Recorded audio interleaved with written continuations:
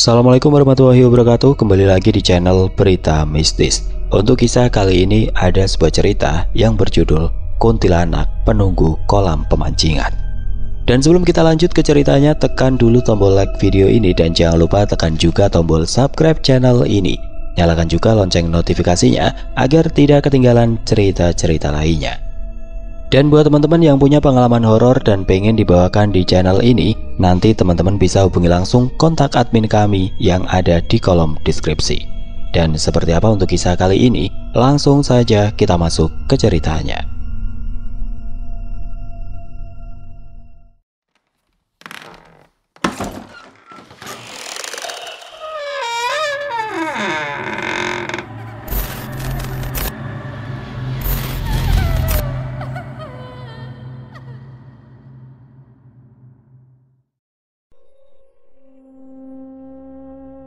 Aku Dika, baru saja naik kelas 2 SMP di salah satu sekolah negeri di pinggiran Bekasi. Tahun itu 2005, Bekasi masih jauh dari kesan kota metropolitan yang ramai seperti sekarang. Di sekitar rumahku, lahan kosong dan kebun-kebun masih mendominasi pemandangan.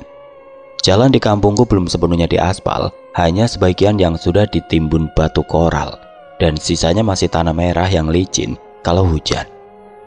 Rumah-rumah tetangga kebanyakan berdinding bata merah tanpa plester, dengan halaman luas yang ditemani pohon pisang atau singkong. Di ujung gang sawah kecil membentang, tempat anak-anak sering main layangan atau kejar-kejaran sampai maghrib.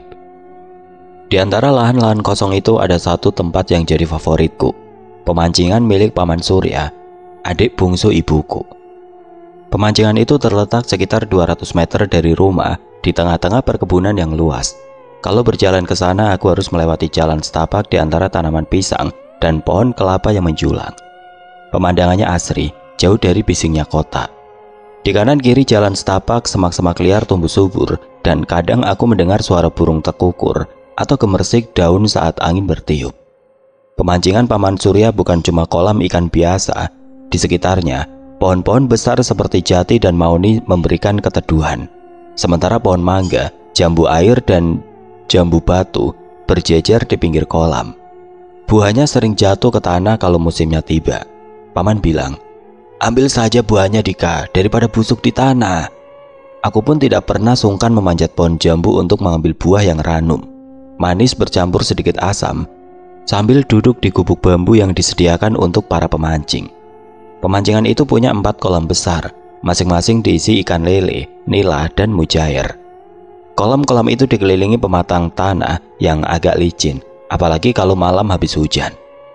Di sudut-sudut ada gubuk-gubuk sederhana dari bambu dengan atap daun kelapa kering. Di dalam gubuk, para pemancing bisa selonjoran sambil menunggu umpan disambar ikan. Ada juga warung kecil di dekat pintu masuk tempat Paman Surya dan istrinya Tante Rini berjaga.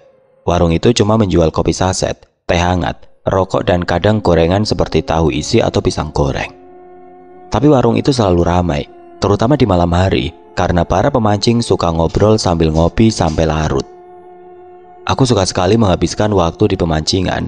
Setiap pulang sekolah, kalau tidak ada PR atau les, aku langsung meluncur ke sana dengan sepeda BMX bututku. Kadang aku membantu Paman Surya menimbang ikan hasil tangkapan atau sekedar duduk di gubuk, mendengarkan cerita-cerita para pemancing. Mereka kebanyakan bapak-bapak dari kampung tetangga, tapi ada juga yang datang dari kota, membawa joran mahal dan cerita tentang pekerjaan mereka di Jakarta. Aku suka mendengar cerita Pak Jono, seorang pemancing tetap yang selalu bawa topi caping dan punya tawa yang keras. Dia bilang, "Pemancingan ini kayak surga kecil, Dik. Lupa sejenak sama cicilan motor sama omelan bini." Aku cuma nyengir. Belum paham benar soal cicilan atau omelan, tapi aku suka suasana santai di sana. Malam hari adalah waktu ketika pemancingan jadi lebih hidup. Lampu petromak di setiap gubuk dinyalakan, menciptakan cahaya kuning yang hangat. Suara jangkrik dan kodok bersautan, bercampur dengan obrolan para pemancing yang kadang diselingi tawa keras atau umpatan pelan kalau umpannya gagal. Aroma kopi dan asap rokok menyeruak di udara, bercampur bau tanah basah dari pematang kolam. Kadang kalau malam minggu ada yang bawa gitar tua dan mainkan lagu-lagu Iwan Fals atau Kus Plus, membuat suasana makin ramai. Aku sering nimbrung duduk di bangku kayu sambil makan pisang goreng yang dikasih Tante Rini. Paman Surya sendiri orangnya pendiam, tapi dia selalu ramah pada pelanggan. Kalau ada pemancing yang dapat ikan besar, dia akan tepuk tangan dan bilang, "Wah, juara ini mah, besok datang lagi ya." Kehidupan di Bekasi waktu itu terasa sederhana tapi penuh kehangatan. Di rumah, aku tinggal bersama ibu, bapak, dan adikku yang masih TK. Ibu bekerja sebagai penjahit, sementara bapak sopir angkot jurusan Bekasi Jakarta. Kami bukan keluarga kaya, tapi juga tidak kekurangan. Setiap sore ibu suka masak sayur kol atau tempe goreng, dan kami makan bersama di ruang tamu sambil nonton sinetron di TV hitam putih. Di luar rumah, tetangga sering berkumpul di pos ronda, ngobrol soal apa saja. Dari harga beras yang naik sampai gosip tentang tetangga yang baru beli motor baru. Aku suka ikut dengar meski kadang cuma jadi obat nyamuk karena asap rokok yang pekat. Pemancingan Paman Surya jadi semacam pusat kegiatan di kampungku. Selain para pemancing, anak-anak kampung juga suka main di sana. Entah cuma lari-larian di pematang atau nyanyi-nyanyi di gubuk. Kadang ada ibu-ibu juga yang datang bawa bakul, jualan nasi uduk atau ketoprak untuk para pemancing. Aku merasa pemancingan itu bukan cuma tempat cari ikan, tapi juga tempat orang-orang melepas penat, berbagi cerita, dan merasa jadi bagian dari komunitas. Di sana aku belajar banyak hal. Cara Paman Surya melayani pelanggan dengan sabar, cara Pak Jono bercanda meski hidupnya pas-pasan, dan betapa sederhananya kebahagiaan bisa dirasakan hanya dengan duduk di gubuk sambil makan jambu batu. Meski begitu, ada satu hal yang selalu bikin bulu kuduku berdiri kalau ke pemancingan malam-malam. Beberapa kali para pemancing cerita soal penampakan di sekitar pohon jambu batu yang besar di ujung kolam. Katanya ada sosok putih yang suka berdiri di bawah pohon itu, cuma diam dan menatap dari kejauhan. Aku cuma tertawa kalau dengar cerita itu, menganggapnya cuma bumbu untuk bikin suasana malam lebih seru. "Mana ada setan, Pak?" kataku pada Pak Jono suatu malam. Dia cuma nyengir, menepuk pundakku dan bilang, "Nanti kamu lihat sendiri, Dik." Aku cuma mengangguk, tidak terlalu memikirkan ucapannya. Bagiku pemancingan itu tempat bahagia, tempat aku bisa lari dari tugas sekolah dan rutinitas di rumah. Tapi tanpa kusadari, malam-malam di pemancingan itu akan segera membawaku pada pengalaman yang tidak pernah kulupakan seumur hidup. Malam itu udara di pemancingan Paman Surya terasa lebih sejuk dari biasanya. Aku duduk di bangku bambu di dekat warung Tante Rini, mengunyah pisang goreng yang masih hangat. Cahaya lampu petromak menerangi wajah-wajah para pemancing yang sedang asik mengobrol. Beberapa di antaranya sibuk memasang umpan baru di joran mereka. Suara jangkrik dan tawa pelan Pak Jono terdengar dari gubuk sebelah. Aku sedang menikmati suasana santai itu ketika sepupuku Rian tiba-tiba muncul dengan sepeda mininya. Rian masih kelas 6 SD, 2 tahun lebih muda dariku, tapi badannya lebih tinggi dan kulitnya lebih gelap karena sering main di lapangan. "Dik, ayo jualan," katanya dengan semangat. Matanya berbinar di bawah cahaya lampu. Aku cuma melongo, tidak paham apa maksudnya. "Jualan apa? Jualan ikan?" tanyaku setengah bercanda. Rian nyengir lebar, lalu menunjuk kardus kecil yang diikat di boncengan sepedanya. "Bukan, air mineral, kopi saset, sama rokok. Malam gini pemancing pada haus, pasti laku keras." Aku masih ragu. Berjualan? Aku kan cuma anak SMP yang biasanya cuma main di pemancingan, bukan berdagang. Tapi Rian tidak menyerah. Dia turun dari sepeda, membuka kardus dan menunjukkan isinya. Beberapa botol air mineral, bungkusan kopi kapal api, teh celup Sariwangi, dan beberapa bungkus rokok Surya 12 yang disusun rapi. "Aku udah coba minggu lalu, Dik, dapat untung lumayan, bisa beli stiker buat sepeda," katanya dengan bangga. Aku akhirnya luluh juga. Lagi pula aku sedang ngidam mobil Tamiya model baru yang dijual di toko dekat pasar. Harganya 40.000. Jumlah yang mustahil aku minta dari ibu tanpa alasan jelas. "Ya udah, coba aja, tapi duitnya dibagi 2 ya," kataku pura-pura tegas. Rian mengangguk, lalu kami mulai menyiapkan lapak. Kami meminjam meja kecil dari Tante Rini, menata botol air mineral dan bungkusan kopi di atasnya, lalu mulai berkeliling menawarkan dagangan ke gubuk-gubuk pemancing. "Air mineral, Pak, kopi panas, rokok Surya murah loh," teriak Rian dengan suara lantang. Aku cuma mengikuti di belakang, agak malu-malu, tapi sekaligus kagum sama keberanian sepupuku yang masih SD ini. Ternyata Rian benar, malam itu dagangan kami laris manis. Para pemancing yang kebanyakan sudah duduk berjam-jam di gubuk memang malas keluar untuk beli minuman atau rokok. "Dik, ambilin kopi satu dong," kata Pak Jono dari gubuknya. "Rokok Surya satu, Dik," teriak bapak-bapak di gubuk sebelah. Aku dan Rian berbagi tugas. Rian melayani pesanan di tempat, sementara aku yang jadi kaki mereka, bolak-balik ke warung Tante Rini atau bahkan ke warteg di ujung kampung kalau ada yang pesan nasi bungkus atau gorengan. Aku mengayuh sepeda BMX-ku secepat mungkin, melewati jalan setapak yang agak gelap, hanya diterangi lampu sepeda yang redup. Untungnya, suasana di sekitar pemancingan selalu ramai, jadi aku tidak terlalu takut.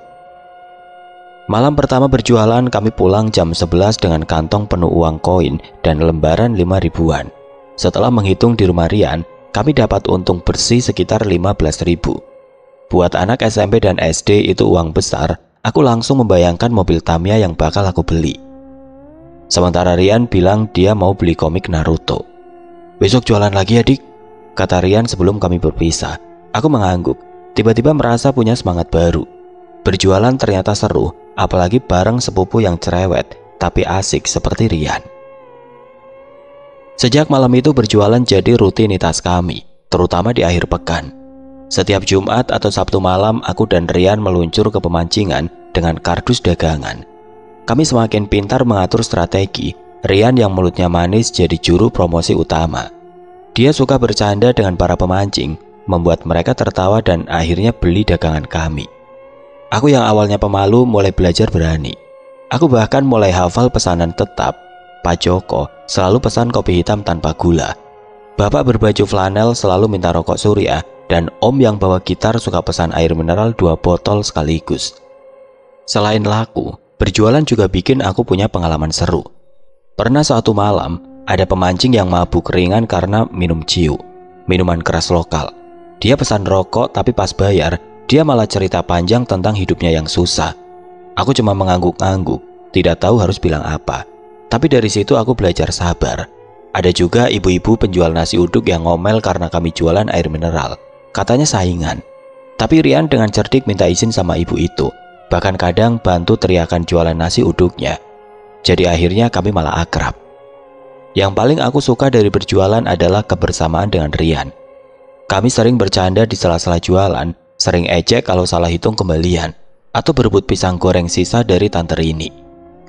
Rian suka nyanyi-nyanyi lagu dangdut sambil naik sepeda, kadang sampai bikin pemancing ketawa. Aku yang biasanya cuma main di rumah atau pemancingan, tiba-tiba merasa lebih dewasa. Berjualan bikin aku belajar menghitung cepat, ngobrol sama orang yang lebih tua, dan yang paling penting, punya uang sendiri tanpa minta dari ibu atau bapak. Dalam 2 bulan aku berhasil nabung cukup untuk beli mobil Tamiya impianku. Aku juga beli sepatu bola bekas yang masih bagus di pasar, buat main futsal sama teman-teman sekolah. Rian yang lebih boros, habis duitnya buat komik dan jajan bakso. Tapi kami sama-sama senang. Berjualan di pemancingan bukan cuma soal uang, tapi juga tentang petualangan kecil kami. Tentang malam-malam penuh tawa, dan tentang keberanian untuk keluar dari zona nyaman. Aku mulai merasa pemancingan Paman Surya bukan cuma tempat main, tapi juga sekolah yang lain yang ngajarin aku banyak hal. Meski begitu, aku belum tahu kalau malam-malam di pemancingan juga bisa berubah menjadi menyeramkan. Cerita-cerita tentang penampakan di pohon jambu yang pernah aku dengar dari Pak Jono dan pemancing lain masih aku anggap cuma gurauan. Aku masih merasa aman, terlindungi oleh keramaian dan canda tawa. Tapi sebentar lagi, satu malam di pemancingan akan mengubah caraku memandang tempat itu selamanya. Malam minggu itu terasa seperti malam biasa di pemancingan Paman Surya. Udara agak lembab karena hujan gerimis tadi sore, membuat pematang kolam sedikit becek. Aku dan Rian sudah tiba di pemancingan sejak jam 7, membawa kardus dagangan yang kini sedikit lebih besar karena kami mulai jualan mie, kopi saset, dan telur rebus. Meja kecil pinjaman dari Tante Rini sudah penuh dengan botol air mineral, bungkus kopi, rokok, dan beberapa bungkus mie yang disusun rapi. Cahaya lampu petromak di gubuk-gubuk pemancing menerangi sekitar, menciptakan suasana hangat meski malam semakin larut. Suara jangkrik bersautan, kadang diselingi teriakan kecil dari pemancing yang umpanya disambar ikan besar. Malam minggu selalu jadi waktu paling ramai di pemancingan. Selain pemancing tetap seperti Pak Jono Ada juga bapak-bapak dari kota yang datang dengan mobil box, bawa joran mahal dan cerita soal kerjaan mereka di Jakarta. Ada pula anak-anak muda yang cuma iseng duduk di gubuk sambil main gitar dan nyanyi lagu-lagu Peter Pan. Aku dan Rian sibuk seperti biasa. Rian dengan mulut manisnya keliling gubuk menawarkan dagangan, sementara aku bolak-balik ke warung Tante Rini atau warteg di ujung kampung kalau ada pesanan khusus. Sepeda BMX ku sudah hafal jalan setapak yang agak berbatu.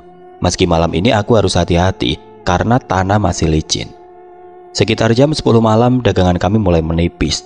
Air mineral tinggal 3 botol, kopi saset habis dan rokok Surya yang paling laku juga sudah ludes. "Dik, rokoknya habis nih," teriak Pak Jono dari gubuknya sambil mengacungkan joran. "Ambil ke toko dong, Surya 2 bungkus." Aku mengangguk, meski agak males karena toko Bu Haji, toko kelontong terdekat, lumayan jauh, sekitar 10 menit naik sepeda. Tapi aku tahu kalau tidak ambil, Pak Jono bakal ngomel dan pelanggan lain juga bisa kecewa. "Ri, aku ke toko dulu ya," kataku pada Rian yang sedang menghitung koin di meja. "Cepet balik dik, nanti aku sendirian kewalahan," jawabnya sambil nyengir. Aku cuma mengangguk lalu menurunkan sepeda dari sandaran. Tapi malam itu entah kenapa aku memilih jalan kaki. Sepedaku ban belakang agak kempes dan aku pikir jalan kaki lebih aman daripada ngebut di jalan licin. Aku berpamitan lagi pada Rian, meninggalkan kardus dagangan di dekat meja dan mulai berjalan menuju pematang kolam yang menghubungkan pemancingan ke daratan. Pematang itu sempit, cuma selebar 2 telapak kaki. Dengan kolam dalam di kiri dan semak-semak di kanan, aku berjalan pelan hati-hati agar tidak terpeleset. Cahaya lampu petromak dari gubuk-gubuk di belakangku mulai redup, digantikan oleh kegelapan yang hanya diterangi bulan separuh di langit. Suasana malam itu tenang, tapi ada sesuatu yang bikin aku agak tidak enak hati. Angin bertiup pelan, membuat daun-daun pohon kelapa di sekitar berderit. Bayang-bayang pohon-pohon besar di pinggir pematang bergoyang-goyang, seperti siluet raksasa yang hidup. Aku mencoba mengabaikan perasaan itu, fokus ke langkahku. Cuma 5 menit sampai daratan, terus 10 menit ke toko, gumamku dalam hati. Berusaha menenangkan diri, tapi baru beberapa langkah aku mendengar suara aneh. Seperti suara anak ayam, aku berhenti sejenak mengerutkan kening. Anak ayam? Di tengah malam? Di tengah kebun begini? Tidak masuk akal. Aku melanjutkan langkah menganggap itu cuma suara burung malam atau katak yang aneh. Tapi suara itu terdengar lagi. Kali ini lebih jelas, seolah datang dari semak-semak di kanan pematang. Aku menoleh tapi tidak melihat apa-apa selain kegelapan dan bayang-bayang daun yang bergoyang. Jantungku mulai berdetak lebih kencang, tapi aku tetap berjalan, mempercepat langkah. Mungkin cuma kucing yang nyangkut di semak, kataku dalam hati, meski aku tahu itu cuma alasan untuk menenangkan diri. Suara ciapan itu kadang terdengar dekat, kadang jauh, seperti mengikuti langkahku. Aku mulai waspada, tanganku memegang erat tali ransel kecil yang kugunakan untuk bawa dompet. Saat sampai di ujung pematang, aku sudah berada di daratan yang dipenuhi pepohonan lebih lebat. Jalan setapak ke toko Bu Haji melewati deretan pohon mangga dan jambu batu, termasuk pohon jambu besar yang sering jadi bahan cerita seram para pemancing. Aku tiba-tiba teringat cerita Pak Jono tentang penampakan di pohon itu. Sosok putih yang cuma dia menatap dari kejauhan. Cuma bualan. Tapi aku tidak bisa menyangkal kalau bulu kuduku mulai berdiri. Aku menunduk, fokus ke jalan tanah yang agak berlubang, berusaha tidak memikirkan cerita-cerita itu. Tapi suara ciapan itu tidak berhenti. Malah sekarang terdengar lebih sering, seperti ada sesuatu yang sengaja ingin aku perhatikan. Aku mulai merasa ada yang salah. Jalan setapak yang biasanya terasa biasa saja, tiba-tiba terasa asing, seperti aku sedang diawasi. Aku mempercepat langkah, hampir setengah berlari, tapi tetap menunduk karena takut tersandung akar pohon yang menonjol. "Cepat sampai toko, cepat balik," gumamku berulang-ulang seperti mantra. Tapi suara ciapan itu terus mengikuti, kadang dari kiri, kadang dari kanan, membuat kepalaku pusing. Aku tidak tahu bahwa malam itu akan jadi titik balik petualanganku di pemancingan. Di depan, di bawah pohon jambu batu yang besar, sesuatu sedang menunggu. Sesuatu yang akan membuatku mempertanyakan semua keberanianku selama ini. Sesuatu yang akan mengubah malam minggu biasa ini menjadi malam yang tidak akan pernah aku lupakan. Langkahku semakin cepat, hampir setengah berlari. Di jalan setapak yang dikelilingi pohon-pohon besar, suara ciapan anak ayam itu masih menggema di telingaku. Kadang terdengar dekat, kadang jauh, seperti permainan yang sengaja dibuat untuk bikin aku panik. Jantungku berdegup kencang, tapi aku berusaha menenangkan. Cuma burung, cuma burung. Gumamku berulang-ulang meski aku tahu itu cuma alasan untuk menutupi rasa takut yang mulai merayap. Cahaya bulan separuh di langit tidak cukup menerangi jalan tanah yang penuh akar dan lubang. Jadi aku tetap menunduk, fokus agar tidak tersandung. Pohon-pohon di kanan kiri bergoyang pelan ditiup angin, menciptakan bayangan-bayangan yang bergeser seperti siluet makhluk hidup. Aku cuma ingin cepat sampai di toko Bu Haji, beli rokok untuk Pak Jono, dan balik ke pemancingan secepat mungkin. Tapi suara ciapan itu tidak berhenti. Kali ini terdengar lebih jelas, seolah datang dari arah pohon jambu batu besar yang sudah dekat di depanku. Aku tahu pohon itu yang sering jadi bahan cerita seram para pemancing. Katanya ada sosok putih yang suka berdiri di sana. Cuma dia menatap.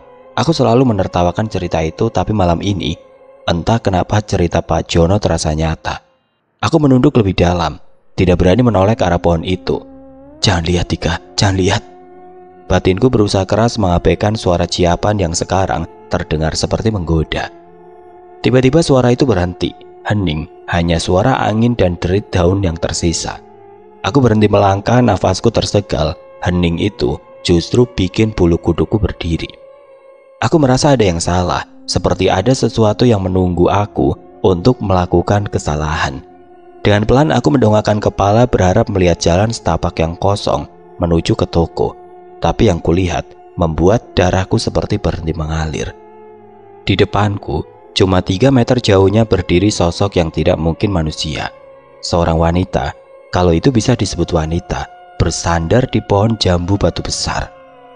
Rambutnya panjang sampai lutut, gimbal dan kusut seperti tidak pernah disisir.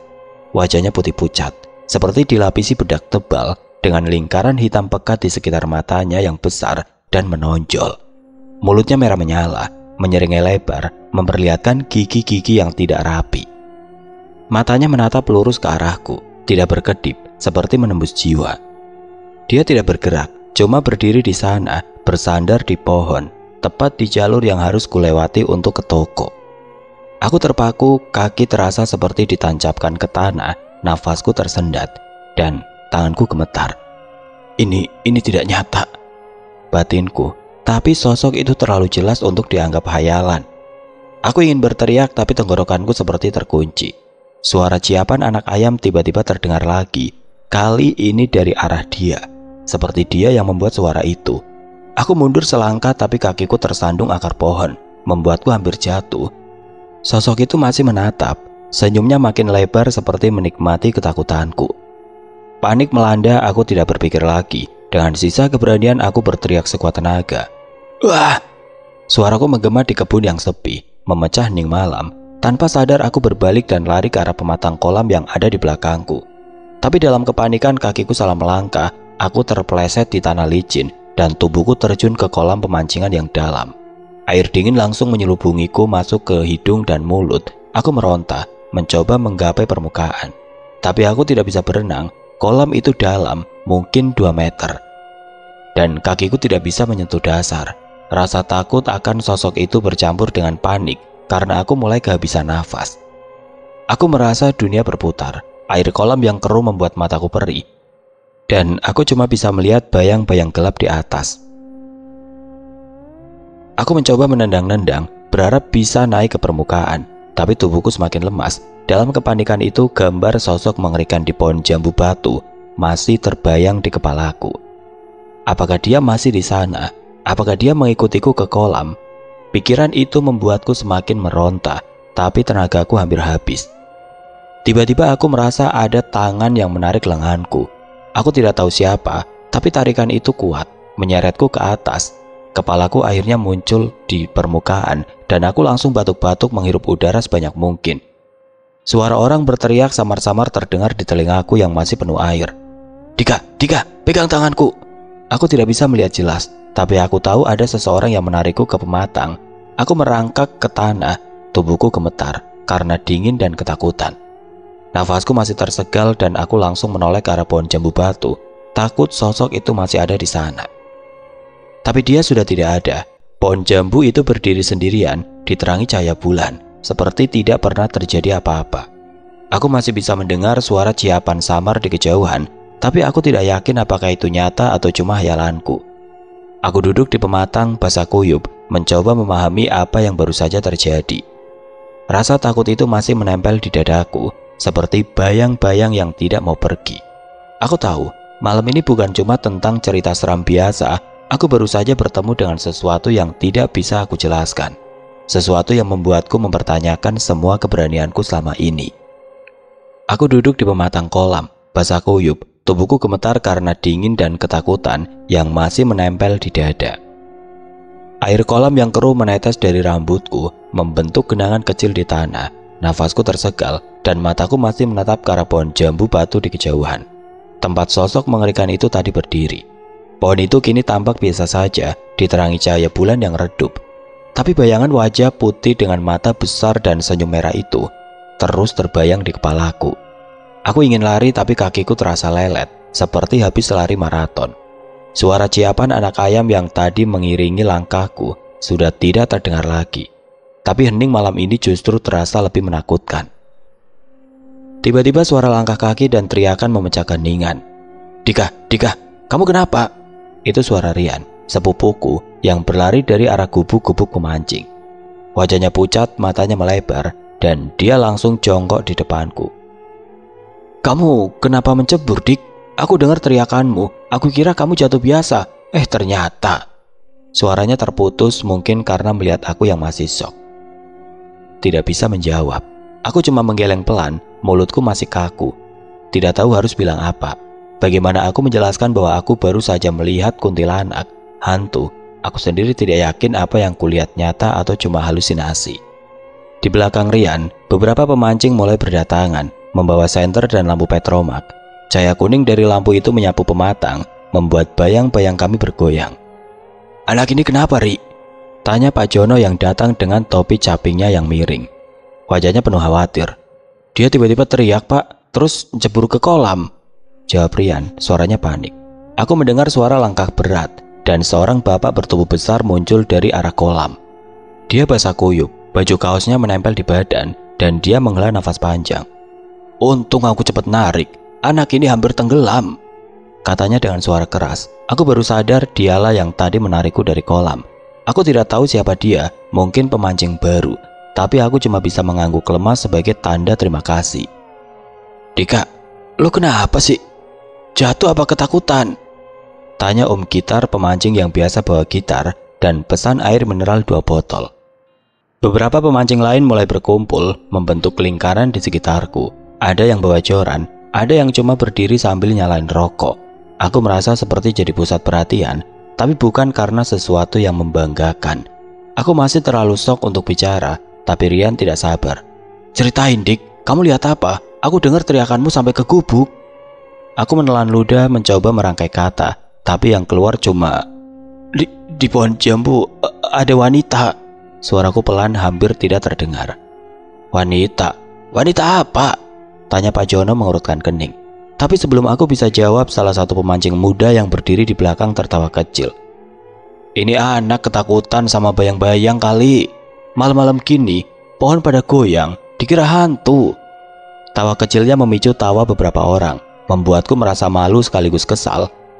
Aku ingin bilang bahwa itu bukan bayang-bayang, tapi wajah putih dengan mata besar itu nyata. Tapi aku tahu mereka tidak akan percaya.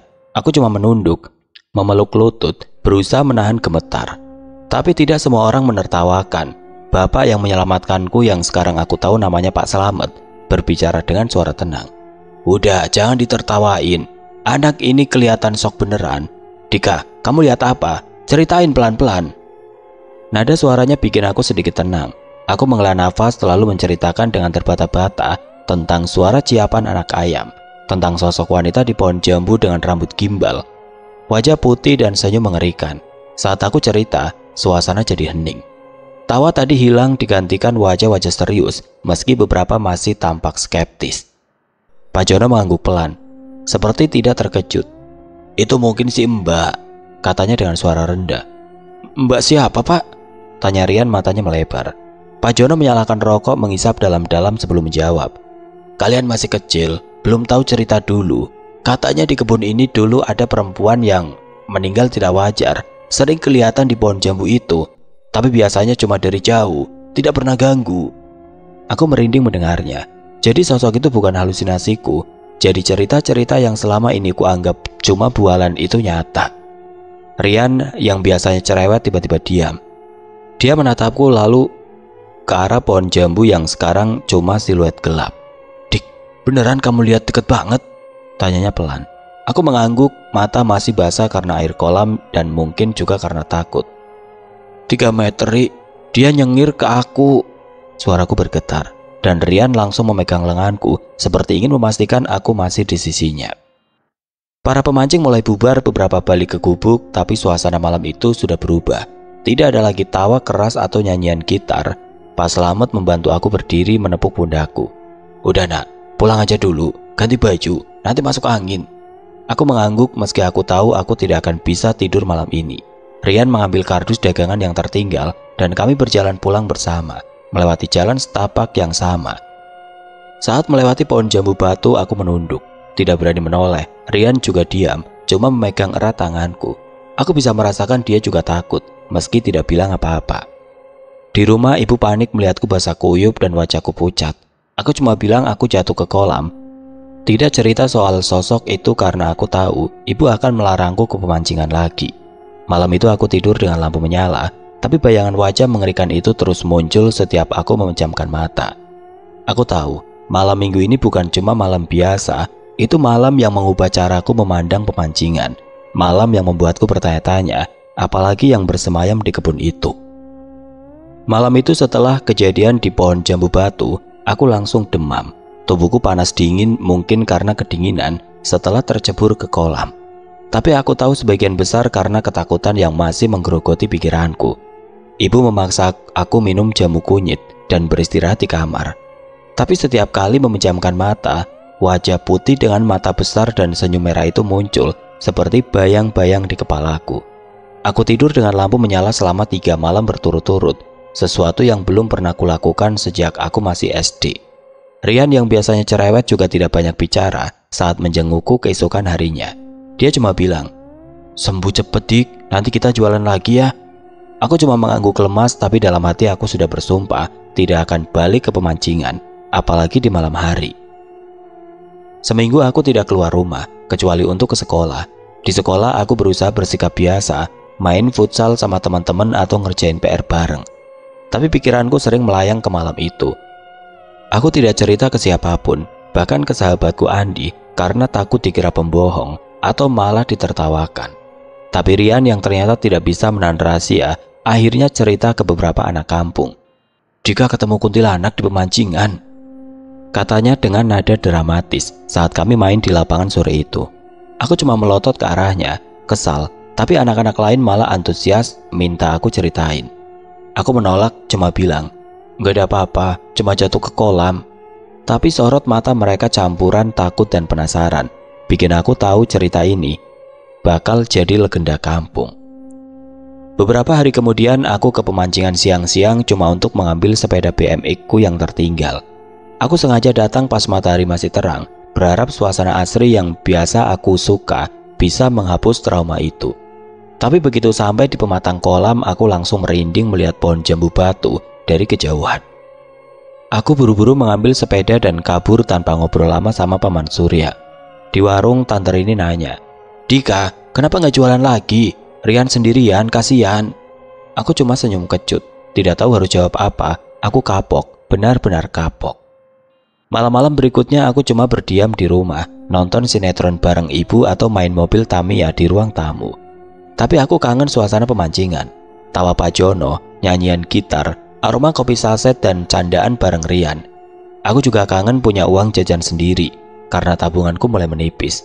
Rian yang tetap jualan meski sendirian sering datang ke rumah ngajak aku balik. Udah gak apa-apa dik, aku juga pernah lihat si mbak itu, tapi dari jauh, dia gak ganggu kok. Katanya suatu sore sambil ngunyah permen yang dibelinya dari hasil jualan. Aku kaget. Kamu lihat juga, kenapa gak cerita? Tanyaku. Rian cuma nyengir. Ya nggak takut sih, jauh soalnya. Lagian kata Pak Jono dia cuma suka ngeliatin orang baru. Cerita Rian dan Pak Jono itu pelan-pelan mengubah cara pandangku. Aku mulai berpikir mungkin sosok itu memang tidak bermaksud jahat. Mungkin dia cuma penasaran, seperti kata Pak Jono, ingin berkenalan dengan orang baru. Tapi setiap kali teringat wajahnya yang mengerikan, aku langsung menggigil. Aku butuh waktu untuk meyakinkan diri bahwa aku cukup berani untuk kembali balik ke pemancingan. 3 bulan kemudian aku akhirnya memberanikan diri. Malam itu aku dan Rian bersiap seperti dulu, bawa kardus dagangan dan sepeda. Aku sengaja bawa senter besar yang biasa dipakai bapak buat nyopir malam, berjaga-jaga kalau suasana jadi mencekam. Di pemancingan semuanya terasa sama, lampu petromak, suara jangkrik dan obrolan para pemancing. Pak Jono menyapaku dengan tawa keras. Wah, pahlawan kolam balik lagi. Aku cuma nyengir, malu tapi lega, karena suasana ramai bikin aku tenang. Tapi setiap kali harus lewat pematang menuju warung atau warteg, aku pastikan Rian ikut, dan aku tidak pernah berani menoleh ke pohon jambu batu. Aku tidak pernah melihat sosok itu lagi, meski cerita tentang si Mbak masih sering terdengar dari para pemancing. Katanya, dia kadang muncul di kejauhan, cuma berdiri diam, lalu menghilang. Aku belajar hidup dengan cerita itu, belajar bahwa ketakutan adalah bagian dari kehidupan, tapi tidak boleh menguasai kita. Berjualan di pemancingan jadi caraku melawan trauma itu. Meski setiap malam aku selalu bawa doa yang diajarkan ibu untuk jaga-jaga. Beberapa tahun kemudian pemancingan Paman Surya ditutup, lahan kebun itu dijual, dan kolam-kolam diganti deretan kontrakan. Pohon jambu batu itu ditebang, tapi cerita tentang kuntilanak tetap hidup di kampung. Aku yang kini sudah SMA sering tersenyum sendiri kalau teringat malam itu. Pengalaman itu mengajariku banyak tentang keberanian, tentang menghadapi ketakutan, dan tentang bagaimana tempat sederhana seperti pemancingan bisa jadi sekolah kehidupan. Aku juga belajar bahwa kadang hal-hal yang menakutkan tidak selalu jahat. Mungkin si Mbak memang cuma ingin tahu siapa anak SMP yang berani jualan malam-malam di kebunnya. Dan aku dengan segala ketakutanku akhirnya bisa berdamai dengan bayang-bayang itu. Oke teman-teman, sekian untuk kisah kali ini. Bagaimana menurut kalian tentang kisah ini? Tulis komentar kalian di kolom komentar. Buat teman-teman yang baru bergabung, jangan lupa untuk like, comment, share, serta subscribe channel ini. Dan jangan lupa nyalakan juga lonceng notifikasinya agar tidak ketinggalan cerita-cerita lainnya. Dan akhir kata, wassalamualaikum warahmatullahi wabarakatuh.